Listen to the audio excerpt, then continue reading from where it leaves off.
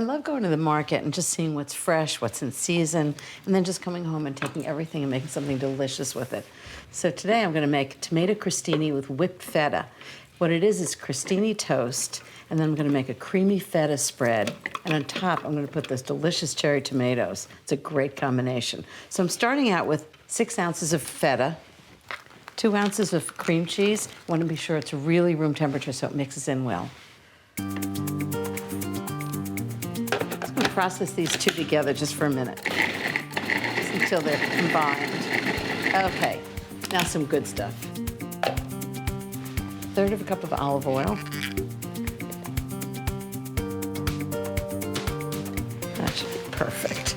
2 tablespoons of freshly squeezed lemon juice. Just gonna do it right in. A little strainer always helps to take the seeds out. 2 tablespoons is about 1 lemon, more or less. There's no substitute for fresh lemon. Okay, that should be about 2 tablespoons. Fantastic. And now just some salt and pepper. 1/2 teaspoon of salt. 1/4 teaspoon of pepper. Just give it a whir. So there are 3 parts to this recipe. There's the creamy feta spread, there's the toast that it's going to go on, and the tomatoes. I've got the bread in the oven.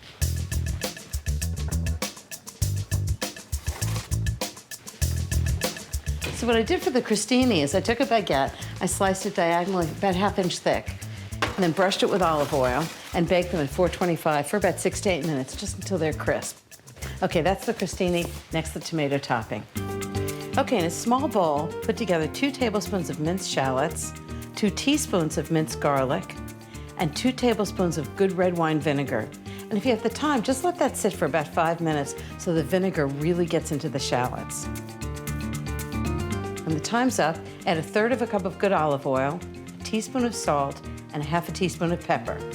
Next, the star ingredient of the recipe, 2 pounds of ripe cherry tomatoes. I got them at the market. Just stir it all together, set it aside for like 10 minutes, just for the flavors to develop. Then one last ingredient, 3 tablespoons of julienne fresh basil leaves. And that's the topping.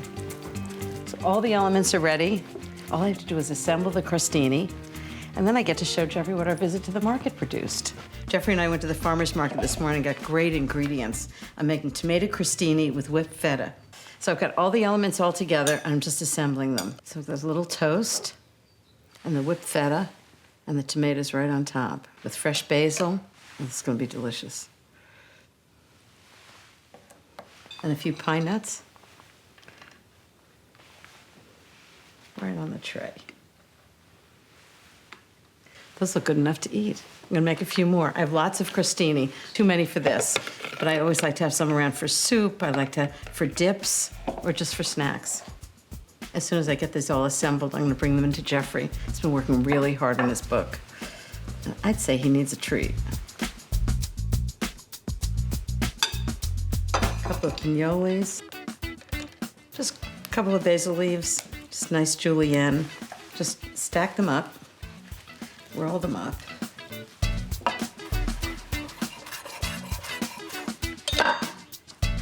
Little basil on top.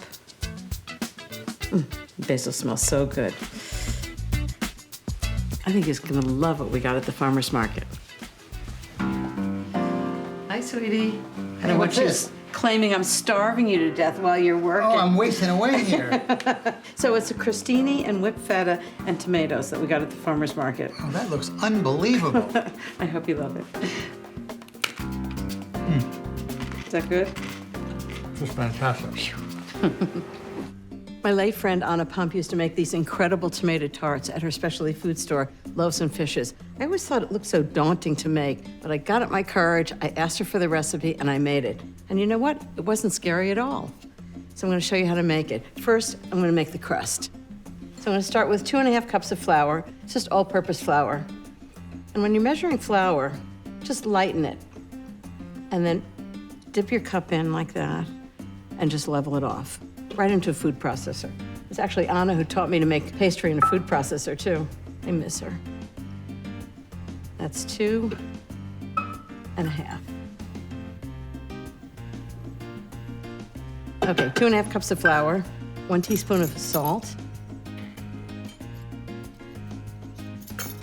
I'm just gonna mix those together with 1 pulse to make sure they're well mixed.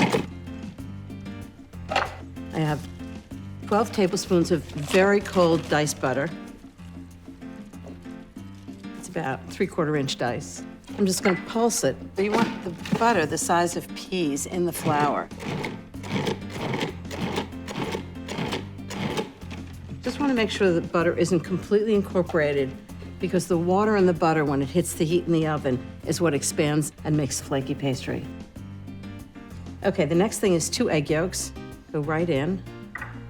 Just gonna pulse them. This is unique to Anna's crust. Okay, next thing is ice water, and it's gotta be really cold. I just took some ice out. Ice water is really important because it keeps the butter very cold. Slowly mix it in, and you'll see it will start to form a dough. Just until it's almost completely combined. A little flour. Okay, I'm just gonna dump this out on the board. Somebody once commented about Stephen Sondheim's music, which I adore, that it wasn't hummable. And he said, well, you know, the only difference between a hummable song and a not hummable song is just singing it 3 times. Well, I kind of feel that way about scary dishes. The only difference between making a tomato tart and not making it is just do it once or twice on your own when it's quiet and nobody's watching, and you'll be an expert. Okay, now I'm just gonna wrap it up with plastic wrap. I'm gonna refrigerate it for 30 minutes, just to make sure the butter is really cold before I roll it out. And then I'm gonna show you how I'm gonna get from this dough to this gorgeous crust, and you won't believe how easy it is. I took the chilled dough out of the fridge and put it on a floured surface, then started rolling from the center to the edges with a floured rolling pin. I trimmed the sides, then I used the rolling pin to transfer the pastry to a sheet pan without stretching it. Now here's a trick for blind baking. Instead of all the beans, I just put another sheet pan on top. You have to make sure the second sheet pan isn't bent or the pastry won't stay flat. Then I put it in a 400-degree oven. After 15 minutes, I took the top sheet pan off, pierced the pastry with a fork to stop it from puffing up, and I put it back in for another 10 minutes until it was lightly browned. Then took it out to cool. Now that the crust is completely cooled, I'll show you how I assemble it. So I want it to have lots of flavor. I'm gonna start with 6 tablespoons of Dijon mustard. I know it sounds like a lot, but it really makes a difference.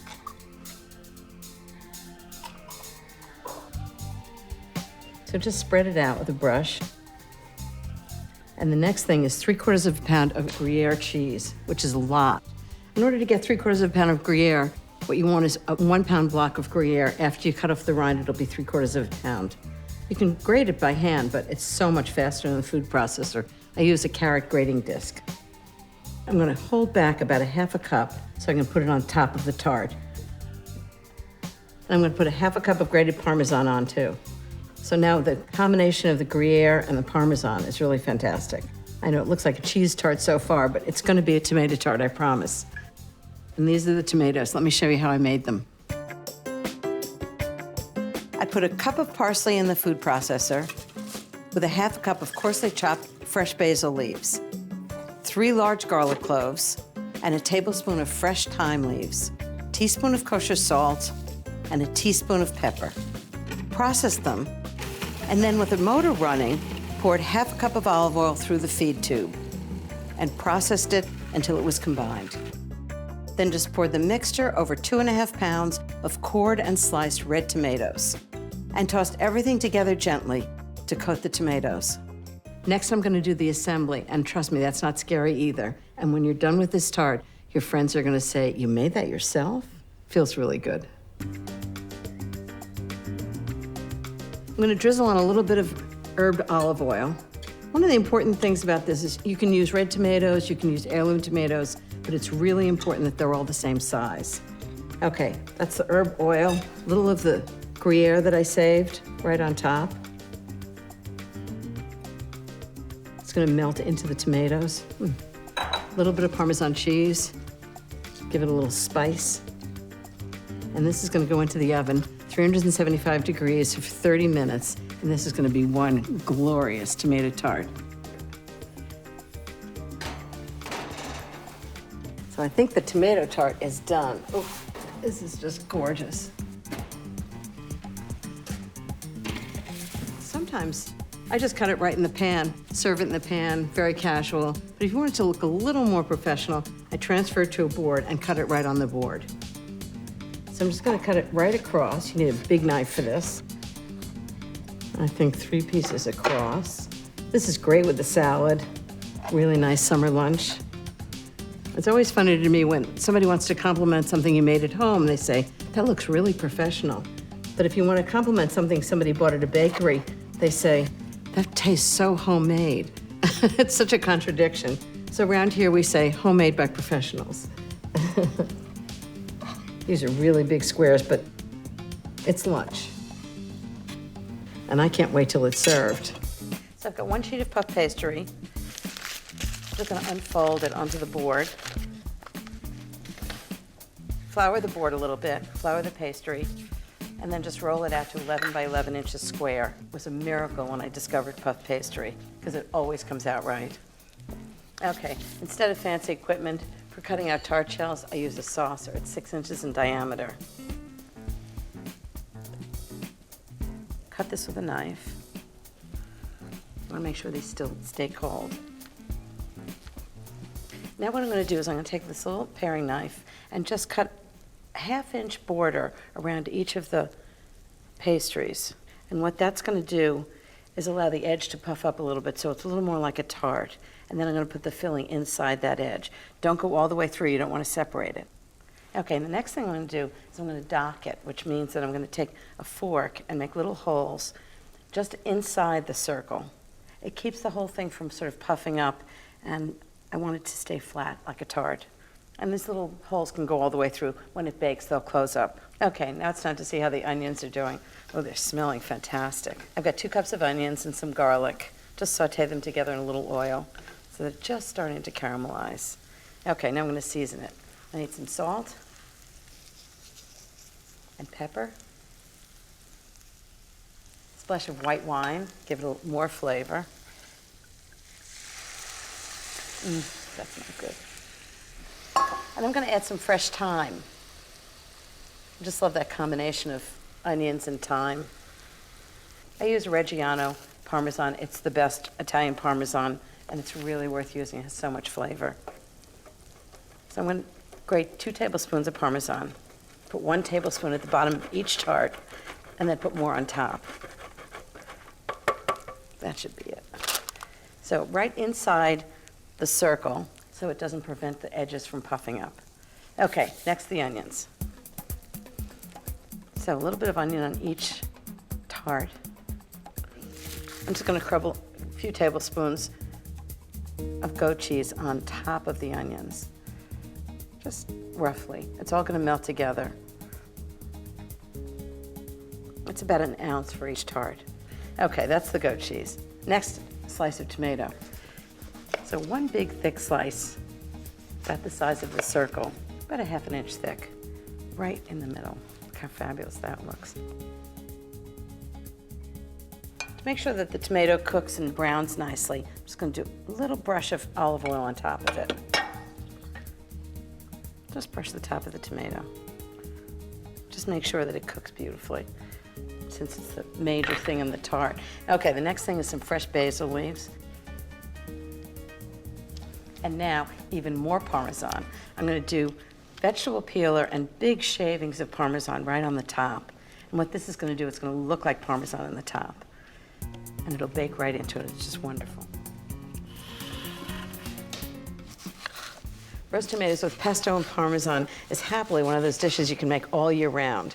There's something about roasting tomatoes that really brings out the flavor. I'm gonna show you how to do it. So I'm starting with these small round tomatoes that I have in the garden, and I'm just slicing them 1/2 inch thick. I'm just gonna put them on a sheet pan. You don't wanna put paper underneath it, you just wanna do it directly on the sheet pan because you want them to brown nicely. The one thing you want to make sure is that this dish that it goes with is kind of quiet because these are really flavorful. So just line them up on a sheet pan. You're not going to believe how easy this is. Drizzle of olive oil always gives them lots of flavor. That looks good already. And then I'm going to put oregano on it. I usually use dried oregano. I don't love fresh oregano. I think it's really too strong. And what I do is I put it between my hands and just rub it, and it really brings out whatever oils are in the dried herbs, and just sprinkle it right on top. So this has basil and oregano on it because of the pesto. Lots of salt and pepper. And this is going to go into the oven, 425 degrees, for about 10 minutes so they just start roasting. And then when they come out after 10 minutes, I'm just going to slather them with pesto and Parmesan. I'm going to make the pesto next.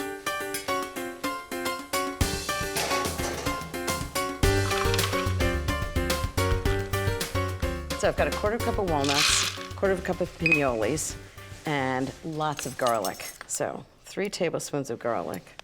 That's about 9 cloves. Okay, just going to give it a quick whir.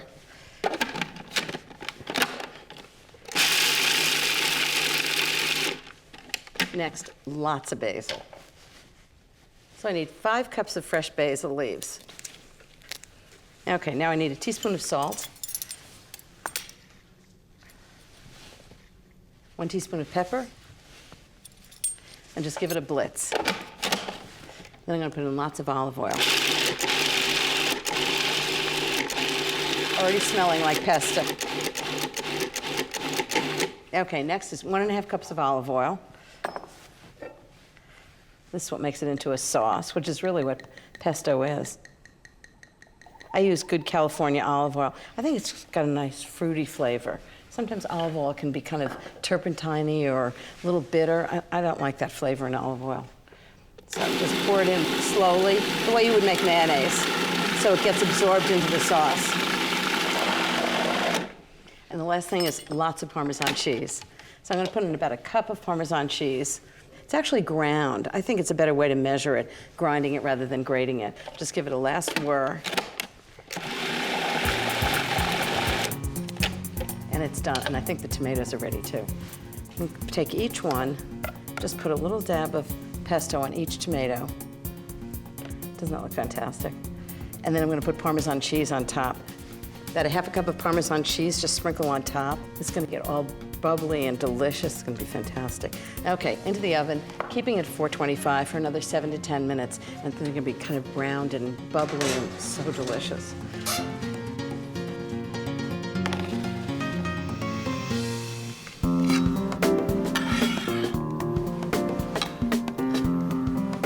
Okay, a little bit of salt. Give it lots of flavor. Now that's tomatoes with pesto and Parmesan. How good does that look? It's very Italian, very delicious. Great as a side dish. It's great served warm, room temperature. I can't wait to taste it. It's so good. Now I've always made sweet palmiers, which are those elephant ears with sugar, and I thought, wouldn't it be great to make savory ones? So the first thing is 1 1/4 cups of sun-dried tomatoes. I'm just going to chop them up because they're going to end up being ground up in the food processor. So I've got 1 1/4 cups of sun-dried tomatoes. It's really like making pesto. I'm going to make it with basil, Parmesan cheese, garlic. Oh, I think about 9 cloves of garlic. I want about 3 tablespoons of minced garlic. You don't have to chop it so fine because the food processor is going to do all the work. Just put that in. Already smell the garlic. And then I'm just going to grind it up. Okay, next thing is basil, lots of it. These are great flavors together, basil and garlic and sun-dried tomatoes. I want about 5 cups of basil leaves. Just going to roughly take these off. Love the way it smells. Okay, right into the food processor. And then a teaspoon of salt, teaspoon of pepper. It really is just like making pesto. And then grind it all up. And now I'm going to slowly add 3/4 of a cup of olive oil.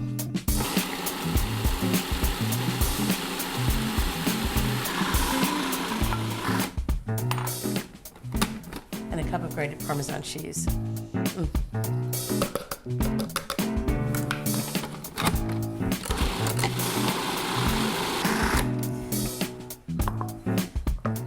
smells great.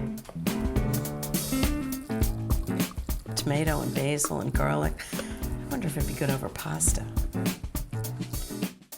Puff pastry is this great little secret. It's available in the freezer of every grocery store in America, and if you've ever made it yourself, you never want to do it. So I've got one sheet that I've defrosted in the refrigerator. This is still cold, but if it gets warm and it's hard to work with, just chill it for about 5 minutes. Just lightly roll it, not too much.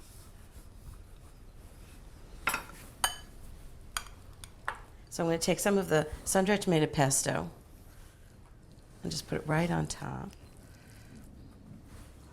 It smells good. I can smell the garlic and the tomato, and just spread it out. I suppose you could probably make savory puff pastry palmiers with all different kinds of things, just plain pesto or Gruyere and Parmesan. So just roll this right to the edge. I want every palmier to have the sun-dried tomato pesto on it. So it's really smooth. Okay. And then I'll show you how to roll it up. So you're going to do it like, just follow this. So about halfway in, just like that, on both sides. And then halfway in again, so it meets right at the middle.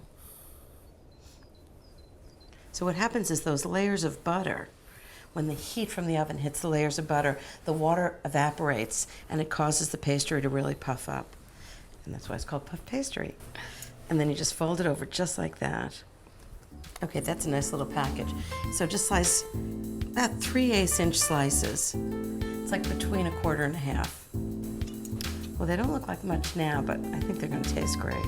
Okay, quick egg wash, which is an egg beaten with a tablespoon of water, just so they get nice and brown.